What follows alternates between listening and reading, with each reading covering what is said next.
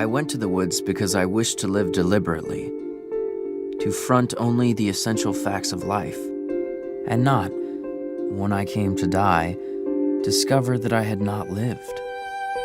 I wanted to live deep and suck out all the marrow of life, to live so sturdily and Spartan-like as to reduce it to its lowest terms, and, if it proved to be mean, to get the whole and genuine meanness of it, or if it were sublime, to know it by experience, and to give a true account of it.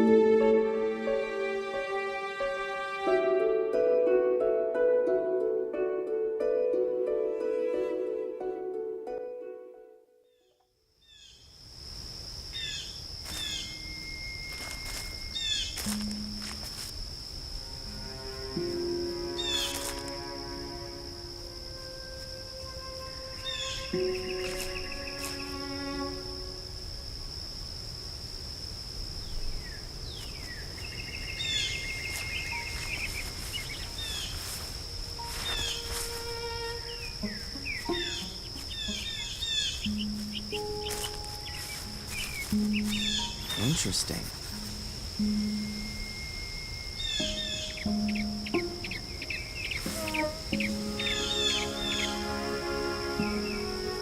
Ah!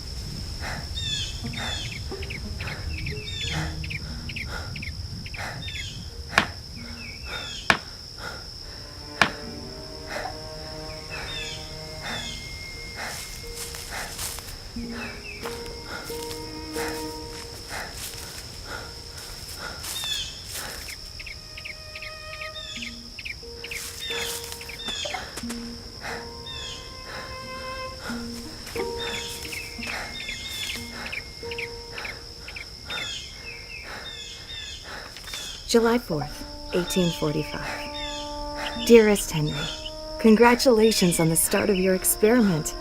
I hope that the work goes well and the ideas are fruitful. Mr. Emerson says you are intent to devour yourself in our woods, but I hope that you will remember to take good care and keep yourself well. Mother worries, as do I. Your loving sister, Sophia. July 1845.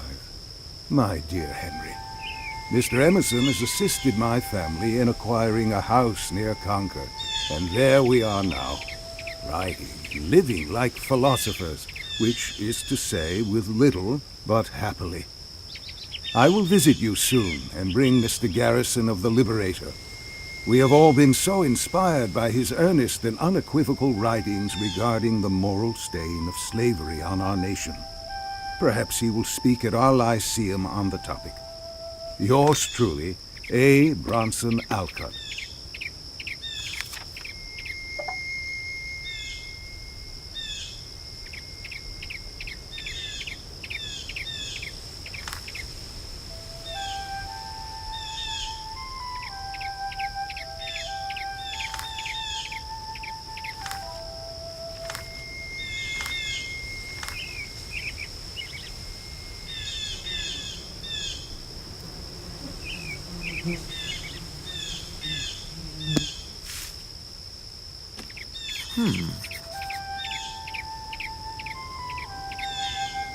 There is some of the same fitness in a man's building his own house that there is in a bird's building its own nest. Who knows but if men constructed their dwellings with their own hands and provided food for themselves and families simply and honestly enough, the poetic faculty would be universally developed, as birds universally sing when they are so engaged.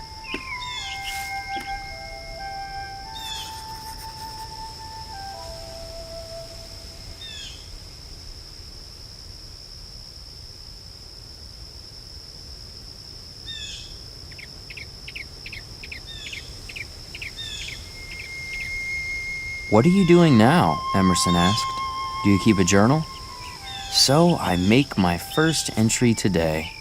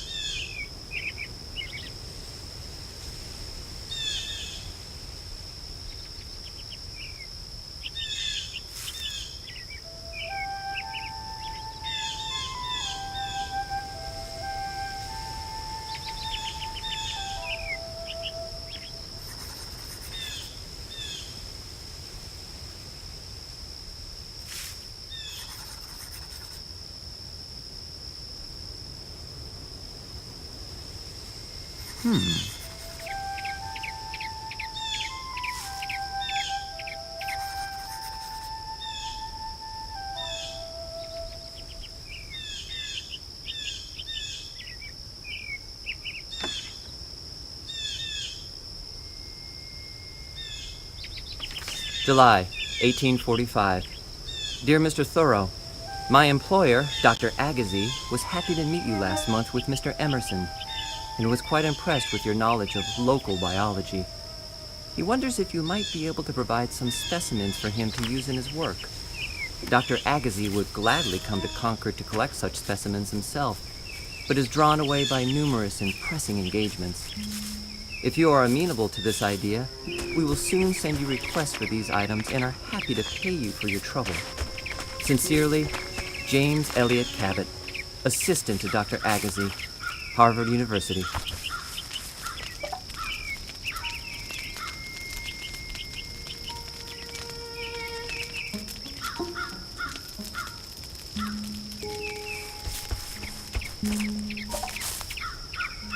Interesting.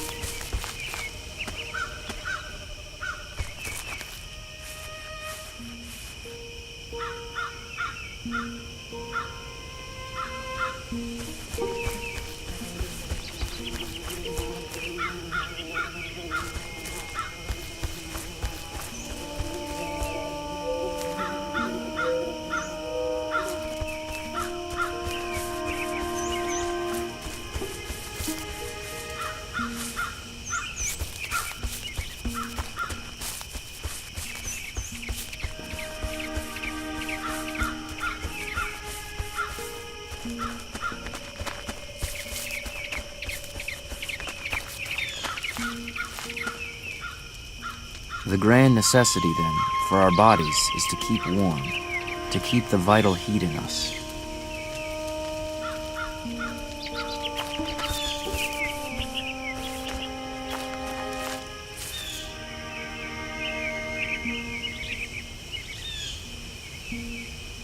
My residence was more favorable not only to thought, but to serious reading than a university. And though I was beyond the range of the ordinary circulating library, I had more than ever come within the influence of those books which circulate round the world.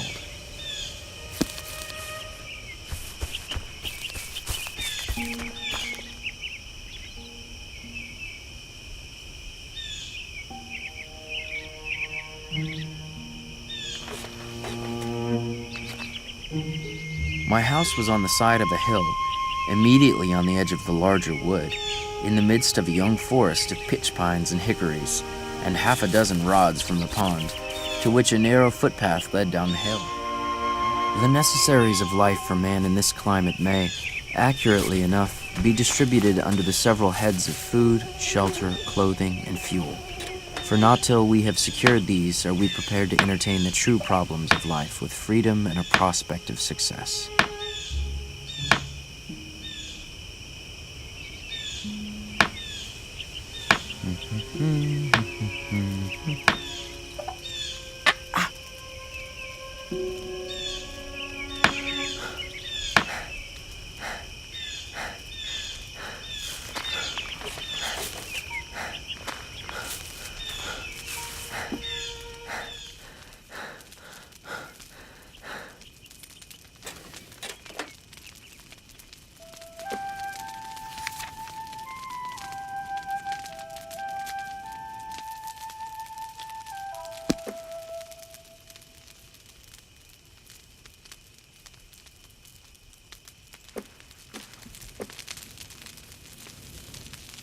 Huh.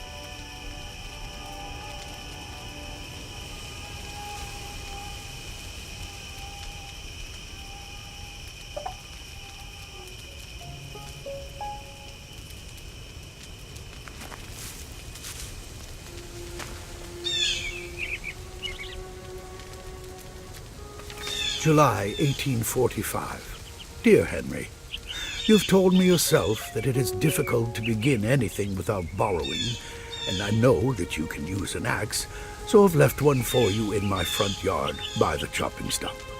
Do come by any time to fetch it. Perhaps we can discuss the new lecture I am working on while you are here. Your friend, Ralph Waldo Emerson.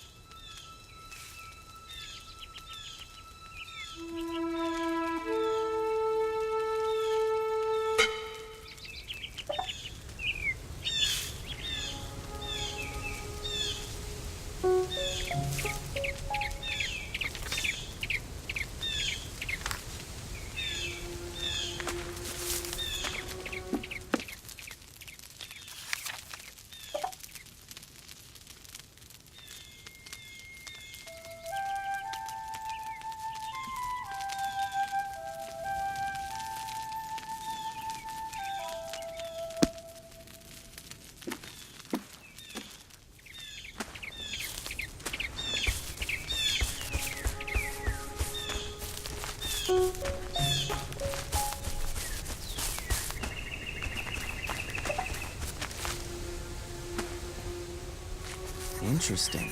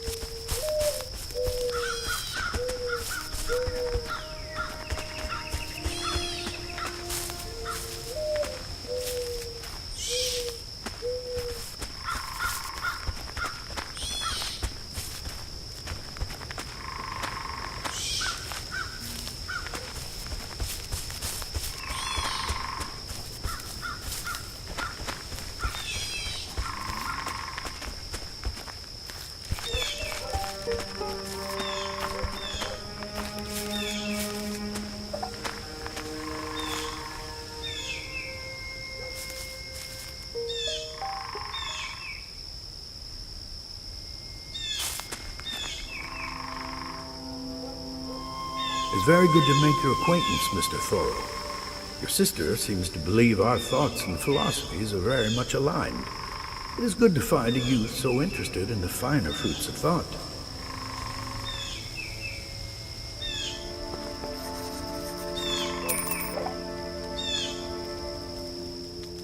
Good afternoon. Good afternoon. Oh, Henry, how goes your new experiment? Has genius struck yet at my woodlot? Yes, in fact, the experiment is going quite well. Excellent to hear. I do look forward to reading your new work. I hope you are keeping a good journal, full of your insights about life in the woods. Since you're here, I could use... Certainly. Well, thank you. I know you're quite busy with your own work, but I need help finding my copy of Homer's Iliad. I saw that you were reading it down by your new cabin. Do you still have it there? Yes, I have seen it and can get it for you. Oh, that's wonderful. When you come back, we can discuss the passage I'm looking for. In the meanwhile, I found some books on bean planting and local wildlife you might find. I look forward to it. Goodbye for now.